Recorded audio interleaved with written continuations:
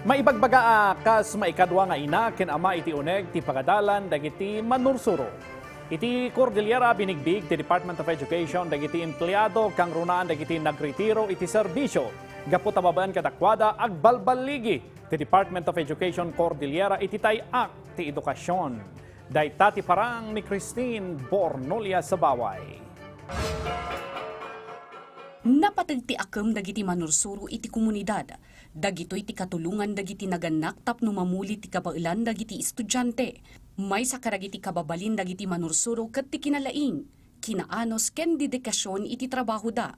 Nga oray iti daduma agundaway, arig na anapatpatag dagiti estudyante da ngem iti pamilyada. Isu nga iti maikatalupulo ket walo a founding anniversary ti Department of Education Cordillera. Binigbig, pinadayawan ken pinagyamanan ti opisina dagiti manursuro a maibilbilang kas banwar iti pagadalan iti panagretiro da. 1, 2, 3. One more time.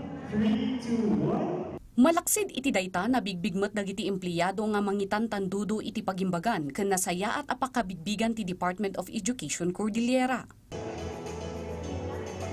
Primary Romano Basco Basa Education. Penel Sapin Do.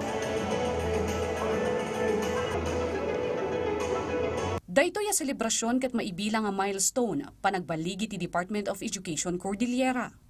The commemoration of the 38th founding anniversary of our institution is a journey that began with a vision to serve, to educate, and uplift the communities of Cordillera. This is not just a celebration, it is an act of remembrance, gratitude, and continuation. So let us carry the torch with both pride and purpose. Pride in where we've come from, and purpose in where we are going. Iti programa kang runa na sangaili ni Sigo da DepEd Regional Director Dr. Ellen Donato, anang ipaay iti pammabilag a mensahe kadagiti agtartarigagay nga agretiro iti sidong ti ahensya. Please be rooted on the ground. Always remain humble. Let us not forget the uniqueness of the Cordillera. As Basic Education Department, DepEd is expected to be the forefront in preserving, nurturing, and creating a ripple effect of that uniqueness as generations unfold. May we live with the cultural values we grew with that identify our uniqueness as Cordillerans. Nakimay may sama ti Baro a Regional Director ti ahensya ni Dr. Nicolas Capulong.